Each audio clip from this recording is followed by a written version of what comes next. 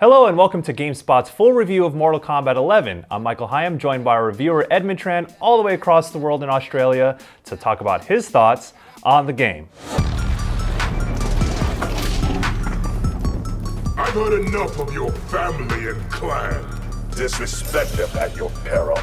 Now we're going to cover fighting game mechanics, we're going to cover story, the Crypt, microtransactions, Towers of Time, all that good stuff. But to kick things off, I want to hand it over to Ed to give us kind of an overview of where you stand with the game. All right, so yeah, Mortal Kombat 11 is a really great fighting game. I gave it a 9 in my final review, up from an 8 in the review in progress. And that's partly due to, its really great fighting mechanics. The core of any good fighting game is the act of beating another dude up and the mechanics that you use to your advantage in that scenario. And Mortal Kombat 11 it's a really exciting and sort of aggressive style of fighting game, which makes it fun no matter whether you're a pro or you're just a casual fighting game player looking to see some cool fatalities and cool moves.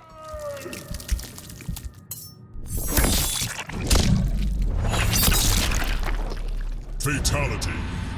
Now, one of my favorite parts of Mortal Kombat 11 is the story mode, because NetherRealm has kind of built a reputation of having these cinematic story modes where with Injustice 2 and then the previous Mortal Kombats, but I really feel like they upped their game with Mortal Kombat 11, bringing in all sorts of characters and time travel and all the kind of weird stuff. Now, like I said, it was my favorite, but I think we also share the same sentiment. Yeah, absolutely. I mean, you can tell that NetherRealm's done a bunch of these because this one is so polished and sort of, it's really entertaining blockbuster style cinematics story mode. And the conceit this time around helps newcomers sort of get into it. So the whole deal is that there's a big baddie called Kronika, and she's messing up with time and bringing in old characters from Mortal Kombat to meet their current day counterparts. And that creates a whole bunch of interesting scenarios where even if you're not up to date on the Mortal Kombat lore, which, let's be fair, like not a lot of people are, you can still appreciate seeing characters that you kind of recognize, like, your Liu Kangs and your Sub-Zeros, and seeing them get into like these wacky situations where they're fighting themselves, fighting their future selves, getting into all sorts of like weird, deadly alliances and all that kind of stuff. It's actually pretty surprising because there are some interesting moments of like introspection, and like this story manages to make you care about the characters in sort of weird ways that I did not expect to. But at the same time, it's also fun to just sit back and watch a bunch of cool fight scenes of like Liu Kang taking on like 1,000 demons or whatever. You'll actually be watching a lot more fight scenes than you will be participating in them, but it's really well done. The choreography is great.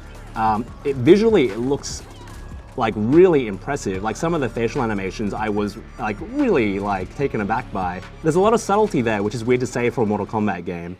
As younger you, I solemnly swear to tap that at the earliest opportunity.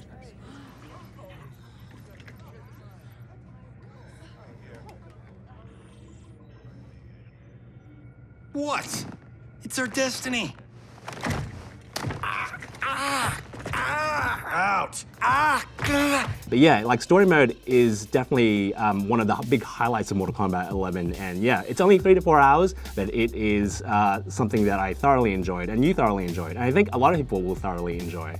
Now, this is a fighting game after all, so it lives or dies by how well it plays. So run us through how you feel about the mechanics and actually playing this game. Yeah, the mechanics are really easy to get into, and like you said, the story mode is a really great way to sort of get a feeling of some of the more popular characters that will lead you into enjoying the game sort of in the long tail. Mortal Kombat's fighting system has always kind of been more on the accessible side. It's not as demanding on sort of special move inputs as say your Street Fighters or your Tekkens, but it does have a few satisfying sort of avenues for you to sort of mash a few buttons and get an exciting outcome.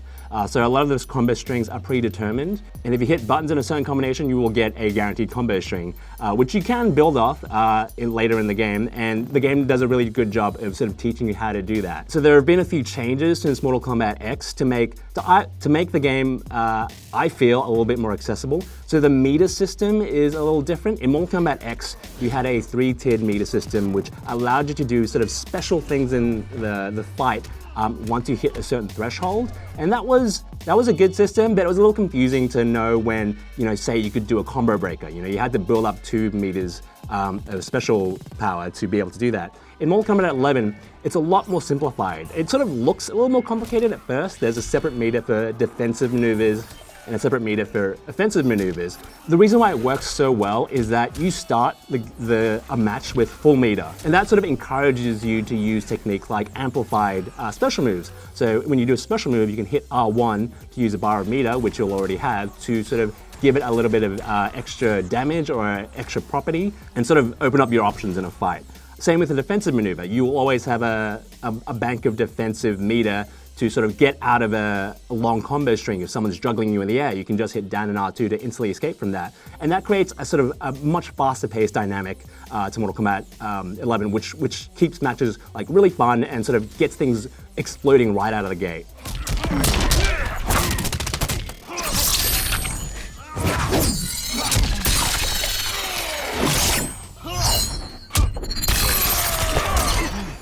X-ray moves have also been kind of changed from Mortal Kombat X. They are now these things called fatal blows, which are essentially your super moves, if you're familiar with other fighting games. But the way they work is that you can only really use fatal blows when you're below 30% health. So it's a comeback mechanic. And it's a comeback mechanic that's really easy to execute. You just have to hit 2 shoulder buttons. So it adds a bit of attention to a match when you see your opponent is low on health, has their fatal blow available, and they can very easily get it on you if you're really careless. But the thing is with fatal blows is that you can only use it once per match. So if you use it in the first round and then you sort of lose that round, you don't get access to it. So it's a great dynamic of like, do I use it here? Do I keep it? Do I play mind games with my opponent to like try and trick them into doing something silly to try and avoid a potential fatal blow? And that's basically it. There are a few more advanced techniques like sort of flawless blocking, which sort of discourages people from like blocking too much and sort of playing a overly defensive game. And yeah, that all of that sort of feeds into the fact that Mortal Kombat 11 wants you to get in there and start hitting dudes. Like always be within a striking distance, because if you're not, you're gonna get pounced on. Yeah, for me it took some time to get used to the mechanics, because coming from anime fighters, I played a lot of BlazBlue, I play a lot of Under Night In-Birth. So moving to Mortal Kombat 11, I was like, oh, it's a little slow. I can't really wrap my head around it. But once I did get into rhythm with it, I kind of was able to figure out, okay, I have these very streamlined mechanics at my disposal. From there, it's just this competitive mind game, whether it's tough AI or if it's people online. And I found that really fun to engage with because of how smooth everything flowed, whether it's the animations or the response time between my combos and what I'm trying to do in terms of juggling and stuff like that.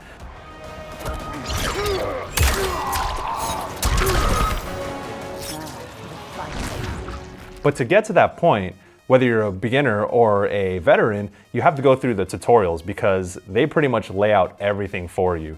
It's an extension of what NetherRealm did with Injustice 2, but even more in depth here with Mortal Kombat 11. So it doesn't matter what skill level you are, jump into the tutorials and you'll learn everything from when to use fatal blows, how to use fatal blows, but also frame timings, how to juggle, how to escape juggles, like you were mentioning with breakaways. So what are your thoughts on the tutorials? Yeah, like the tutorials are really fantastic. And I said in my review that Mortal Kombat 11 is probably a really good entry point for anyone who's kind of like interested in fighting games, because it teaches you a lot of sort of techniques and sort of technical jargon and sort of mindsets that you can easily take to any other fighting game.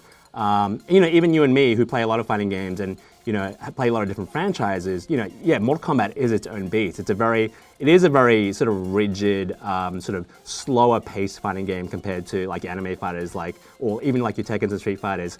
So it does take some time getting used to. It's not a game where you can kind of waste a move. It's a very precise fighting game where you can't whiff, otherwise you get punished really bad. So going into the tutorials, even if you're a fighting game veteran, is a worthwhile thing because it teaches you so much and it goes into so much detail. The tutorials will go from like your bare bone basics, like how do you move back and forward, how do you throw a punch, how do you do a kick, and then it sort of moves into sort of like how to do a special move, and then teaching you the specifics of the meter system and sort of the breakaways and the techniques you can do there.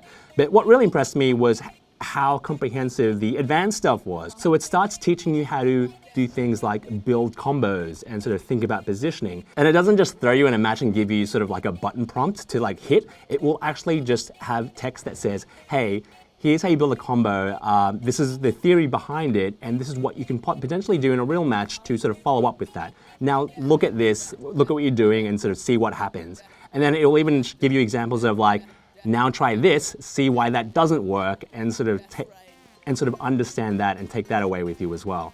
And then getting into more advanced stuff like frame data, that's the kind of stuff that has always kind of been a little bit hidden, and the stuff that you kind of needed to go on the internet and sort of find out information on, like how many frames is the startup of this special move, or how long does it last, and how long is it invincible for. Here it's all kind of just laid out, and the tutorials actually teach you how to use that and interpret that and like visually explain to you, okay, this is what a startup looks like, it's blue, you can see that it's starting up, this is what happens when that occurs, and here's how you can use it to your advantage.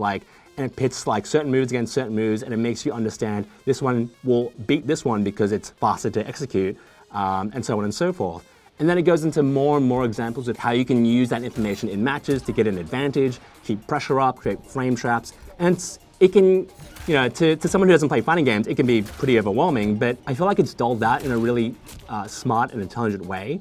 And Mortal Kombat 11 sort of gives you the information and tools throughout all of its sort of UI and sort of information and move lists to keep you thinking about that and sort of keep giving you that information and encouraging you to get better at the game and think about it in these more advanced ways, because it's all right there. Like when you hit start and go to your move list, you can see all that data, and it's like, oh, okay, this one's a really fast move to get out, so maybe I'll rely more on this one when someone whiffs a move.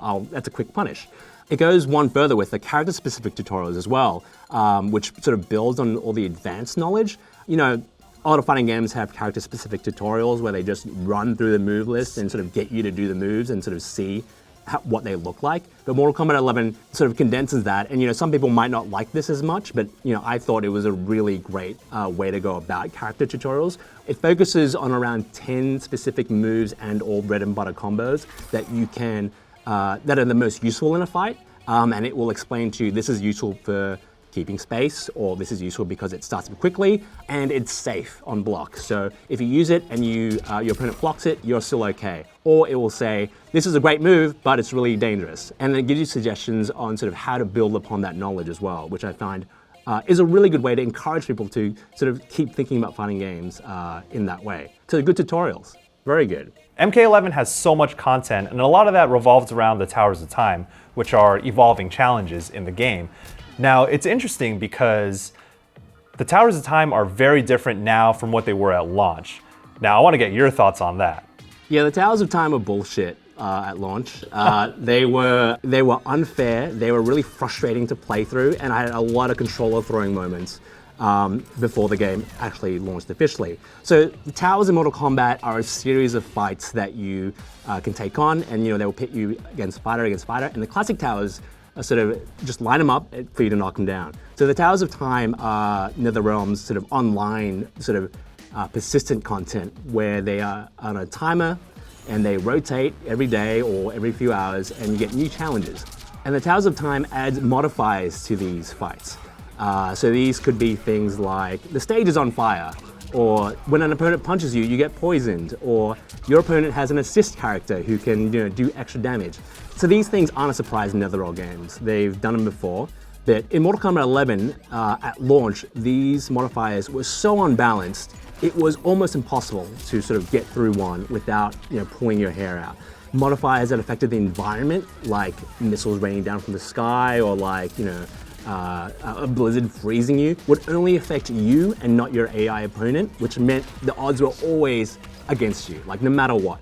A new thing in Mortal Kombat 11 is consumables. So they added this thing where you could get item drops as rewards from playing the game, and you would use these in Tower of Time fights to sort of even the odds.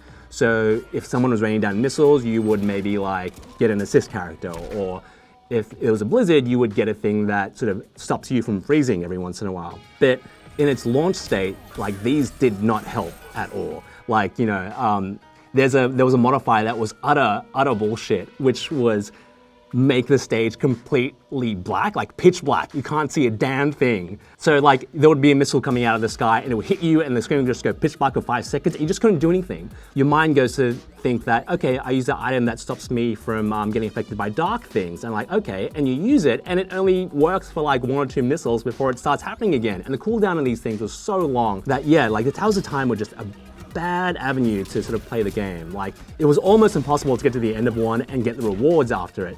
And that's what made them so frustrating. It was difficult, it was unfun, and you didn't get rewards for doing any of that. But almost immediately after the review was published, like you know, a lot of other people were saying the same thing, and NetherRealm immediately, almost immediately, in a Kombat cast said like, okay, we completely acknowledge that all the stuff is broke. We are going to fix it, no worries. So they spent the week rolling out a few server-side changes, and as of yesterday, they released a full patch for PlayStation, which is currently rolling out on other platforms, which really makes things a whole lot better. So they did a lot of things like reduce AI sort of health pools to sort of normalize it to feel more like a regular fight. They reduced AI difficulty. They removed a lot of the garbage modifiers that were just unfair. They made cooldowns on the consumables a lot faster, and they increased the rewards that you get from almost anything in the game to be, you know, worthwhile. Like something that would usually get you 100 coins would now get you 1,000. You know, the rewards at the end of a tower would get you like, you know, a few hundred hearts, or like guaranteed costumes and like lots of really good stuff. And so now, as they stand, the Towers of Time are just an interesting way to sort of enhance sort of your in-game experience in Mortal Kombat. They're fun fights that are completely manageable, even with the modifiers like assists. And you can still use consumables to give you a leg up. But I played for a good solid 5 or 6 hours yesterday, and I was just like clearing out these towers without any consumables. Like if you're playing on point and you know how to sort of defend against the modifiers that are being put against you, you could easily take these on. And so I was like raking in the rewards yesterday, and like, yeah, these are really fun because the prizes at the end of the tunnel like always feel like right there. Like I can clear these 5 guys and get like a bunch of cool costumes at the end of it, and like that always feels manageable. In fact, now there are certain towers and islands that are just one fight. Like there are these boss fights that put you up against like a really tough opponent, but you only need to, you know, endure them for like 1 round now. And like if you survive that 1 round, you get a bunch of good stuff. And there are some other interesting boss fights that have you and 2 other online players go up against like 1 other opponent, like who's really tough. And yeah, these boss fights are still a slog, but yeah, like I said, it's 1 round and you get a bunch of cool stuff at the end of it. And finishing towers doesn't feel as impossible as it once did. And they've really turned it around on that. Towers of Time are also an evolving thing too, so NetherRealm is constantly going to be swapping out different challenges. So this really helps the longevity of Mortal Kombat 11, I believe. I want to see where they go in the future with these Towers of Time, because I feel like they really got the message and improved on it and delivered kind of the type of experience you'd want out of this game, and also delivering variety too. Now, a lot of that is also relegated to the Crypt. Now, there's a ton of gear, costumes, cosmetics, extra consumables, a whole bunch of different content to customize your characters, your combat card, and even unlock fatalities, brutalities, and all that good stuff. And a lot of that is either you unlock it through the Crypt or in Towers of Time. But the Crypt is something a little bit interesting because it's now sort of this pseudo third-person adventure. When I was playing through the Crypt, I'm like, oh snap! Like, is this a Mortal Kombat / God of War type thing? This actually kind of looks neat and kind of feels cool to walk around Shang Tsung's island and explore a bit. But the real reason you're there is to unlock chests and spend your coins, spend your currency, and also get a few Mortal Kombat Easter eggs along the way. But the Crypt has also changed. So what are your thoughts on the Crypt? Yeah, I mean, the Crypt is stunning. It's like, it's one of the coolest parts of Mortal Kombat 11. Like, yeah, Shang Tsung's island looks really fantastic. And if you've ever played like Mortal Kombat 1 or 2, you will instantly like be like, oh damn, that's like the pit. That's the warrior shrine. And it's really cool to get that hit of nostalgia. In that respect, the Crypt is very cool. But the way you get rewards in the Crypt, by opening chests, by spending your currencies that you earn throughout the game, I'm a little divided on that. So most of the chests that you open in the Crypt for rewards are completely random. So there are 3 types of chests. There are coin chests, soul chests, and heart chests. And the only ones that have guaranteed specific rewards are the heart chests, and that happens to be the hardest currency to get.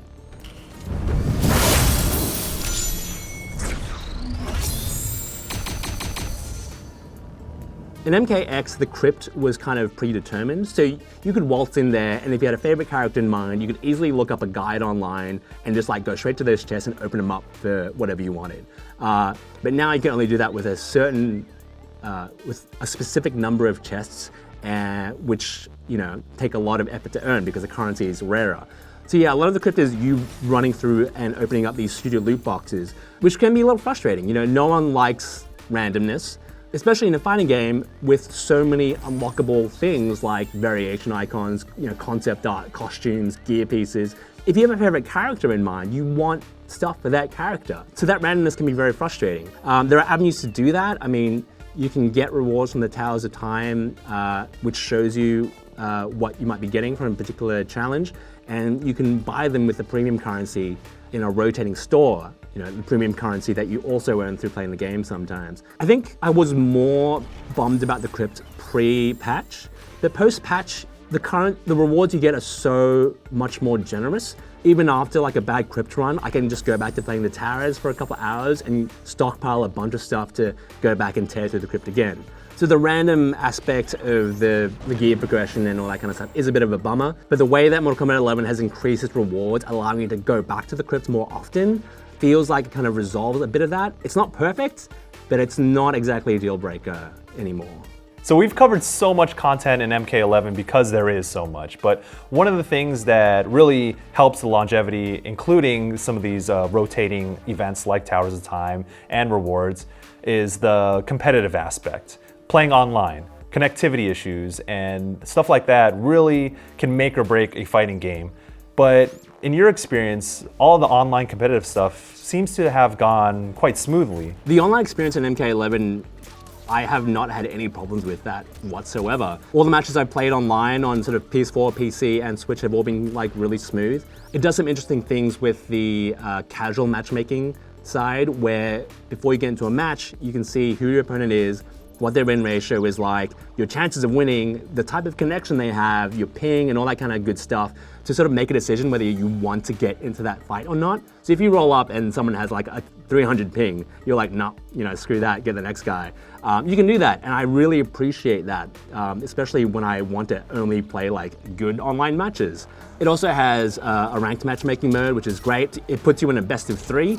And I found that the sort of skill matchmaking has been pretty good. Like all the fights I've fallen into have kind of been that 50-50 chance, more or less, which makes for some really tense, close matches. And that's kind of what you want. You want to be on your edge at all times. You don't want to be trouncing people all day. You want a bit of a challenge, and that's what online gives you. That said, there is a lot of other online stuff in Mortal Kombat 11 that might piss some people off. The game is basically always online. It tracks its progression through Mortal Kombat servers. So everything from your story progression to your tutorial progression to online modes, obviously, are all tracked via NetherRealm's servers. So if you lose your internet connection, you could lose half your progression in the Towers of Time if you're in the middle of one. And that can happen even if you are in the middle of a tower and then you back out to the dashboard to post a screenshot. It will just cut your connection, and that's kind of irritating.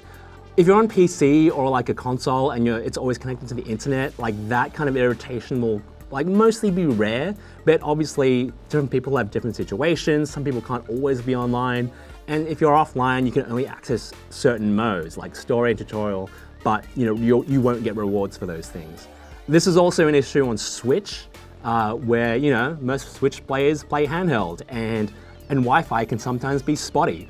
So you might be like just playing MK11 around the house, and you might lose connection in the middle of a fight, and that you're done. And that can be really frustrating. Yeah, and speaking of Switch, I feel like I should mention that the Switch version, you might expect this, but the Switch version looks drastically worse than the PC and PS4 versions. Going into it, you might think, I'm willing to take that hit.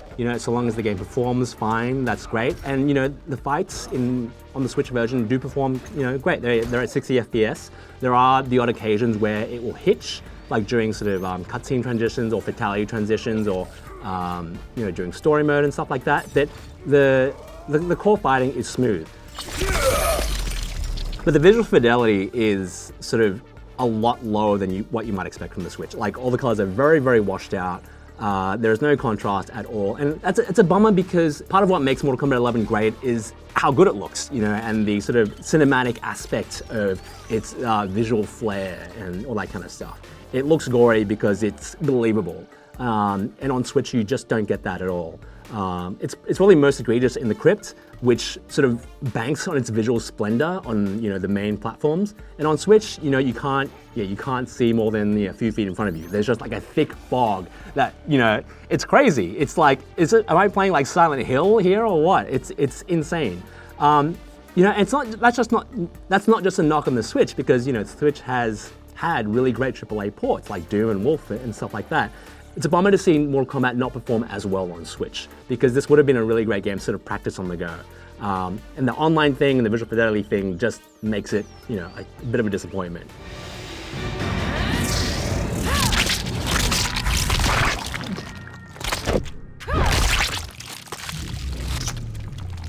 Fatality.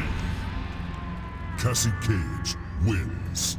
That about does it for Ed's full review of Mortal Kombat 11, and you can check out the written version on the site. And we have the game covered from so many different angles, so head on over to Gamespot.com and check out all that good stuff. Thanks for watching.